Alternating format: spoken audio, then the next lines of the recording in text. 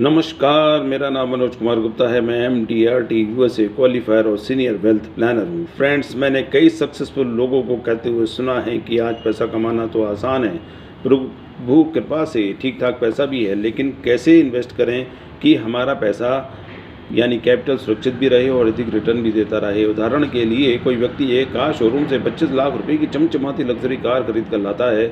उसका पूरा परिवार और बच्चे बहुत खुश हैं, लेकिन दो समस्याएं सामने आएंगी: इसे कहां और कैसे सेफली पार किया जाए, और दूसरा, इसे एंजॉय करने के लिए रेगुलर पेट्रोल का खर्चा भी चाहिए, यानी अच्छी लाइफस्टाइल के लिए फिक्स एंड कंटिन्यूस इनकम भी चाहिए। वो किस तरह से आए? अपनी नई चमचमाती कार की तरह ही लोग अपने कमाए हुए पैसों को पार करने के लिए दूसरों के कहने पर या फिर खुद की समझ से इन्वेस्टमेंट करते हैं, किसी एक्सपर्ट से सलाह मशवरा नहीं करते। और आपको हैरानी होगी कि 70% से भी ज़्यादा लोगों के डिसीजंस गलत हो जाते हैं। अधिकांश लोग ज़्यादा रिटर्न या IRR के भ्रम में उलझ जाते हैं और अपनी हार्ड अर्न्ड मनी के लॉसेस या मनी ब्लॉक का बोझ सारे जीवन दुखी होते रहते हैं, और इस प्रोसेस में टेंशन में चलते हुए अपनी हेल्थ भी ख़राब कर लेते हैं। गलत हाथों में गए पैसे का वापस आना ठीक उसी प्रकार असंभव है जैसे कि शेर की मान में जाकर जिंदा बाहर आना। उदाहरण के तौर पर 2011 के बाद हजारों की संख्या में नए IPO इंडिया में आए। IPO का मतलब है इनिशियल पब्लिक ऑफर, लेकिन यंग जनरेशन यानी नई पीढ़ी के नौजवान इसे इमीडिएट प्रॉफिट अपॉर्चुनिटी समझ बैठे हैं, और इसका नतीजा सामने है। 70% IPO निगेटिव रिटर्न दे रहे हैं और 30% पॉजिटिव रिटर्न दे रहे हैं, और उसमें भी 20% अंडर परफॉर्म कर रहे हैं।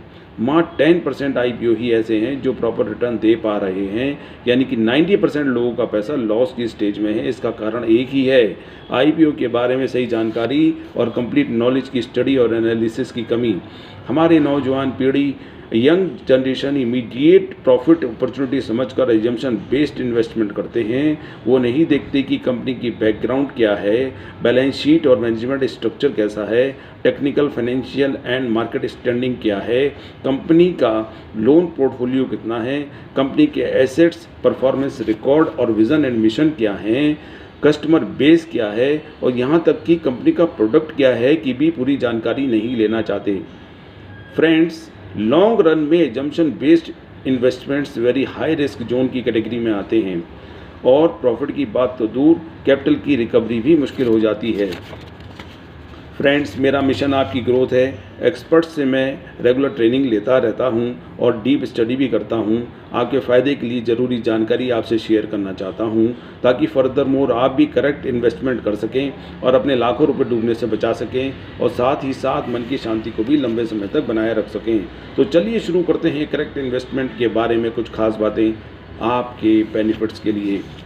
अधिकांश लोगों की पहली पसंद है प्रॉपर्टी में इन्वेस्टमेंट। इसकी वजह भी है, ह्यूमन नेचर होती है कि हम अथॉरिटी यानी मालिकाना हक चाहते हैं। स्टेटस सिंबल की तरह यह बताने और सुनने में बड़ा गर्व महसूस होता है कि हम अमुक अमुक प्रॉपर्टी के मालिक हैं। दूसरा, मन में विचार आता है कि आज तो यह प्रॉपर्टी हमें रेंट कमा कर देगी ही, और कल हमारे बच्चे भी रेंट की इनकम एंजॉय करते रहेंगे। बिल्कुल सही बात है जी, हम सब ऐसा ही सोचते हैं। आइए प्रॉपर्टी के इन्वेस्टमेंट को ठीक प्रकार स्टडी कर लेते हैं। हमारे सामने दो तरह की प्रॉपर्टी है, रियल इस्टेट और दूसरा है वर्चुअल इस्टेट। अब मान लो हमारे पास रियल इस्टेट की 1 करोड़ रुपए वैल्यू की रेजिडेंशियल प्रॉपर्टी अच्छे मेट्रो सिटी में है और टॉप लोकेशन में भी है। उसका महीने का रेंट कितना आता है आप जानते हैं? 22 से 24 हज़ार रुपये महीना। लेकिन फ्रेंड्स, यदि यही किराया आपको सेम वैल्यू की वर्चुअल इस्टेट प्रॉपर्टी से 60 हज़ार रुपये महीना मिले तो आपको कैसा लगेगा? और साथ में यह पूरी तरह गवर्नमेंट अप्रूव्ड हो, गारंटेड भी हो, हर महीने की ठीक 1 तारीख को खाते में पैसे भी क्रेडिट हो जाएं तो कैसा लगेगा? इसके अलावा किसी तरह का किराएदार नहीं ढूंढना, कोई ब्रोकरेज नहीं देनी, कोई मेंटेनेंस चार्ज नहीं देना, government taxes, duties, registration charges भी नहीं देने, कोई white wash, plumber, interior etcetera के खर्चे नहीं करने, पूरी तरह सेफ एंड प्रोटेक्टेड इन्वेस्टमेंट भी हो, तो आपको कैसा लगेगा? है ना आपके फ़ायदे की बात?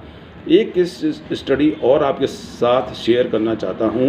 1996 में बैंक FD पर 12 से 14% मिलता था, जो कि आज 18 साल बाद 2024 में 50% ड्रॉप के साथ 6 से 7% ही मिल रहा है। इसी प्रकार PPF पर 12% मिलता था, जो आज 40% ड्रॉप के साथ 7.1% मिल रहा है। KVP यानी किसान विकास पत्र पर 1996 में 13% मिलता था, जो कि आज 40% ड्रॉप के साथ 6.9% है। LIC के जीवन अक्षय प्लान में जिन्होंने 1996 में इन्वेस्टमेंट किया था उन्हें आज भी 12.5% रेगुलर रिटर्न मिल रहा है। फ्रेंड्स, आप जानते ही हैं जैसे जैसे देश डेवलप होता है इंटरेस्ट रेट डाउन होता चला जाता है। अभी ग्लोबल क्राइसिस के कारण इन्फ्लेशन को कंट्रोल करने के लिए वर्ल्ड वाइड इंटरेस्ट रेट बढ़ा हुआ है। ये एक बहुत बड़ी अपॉर्चुनिटी है।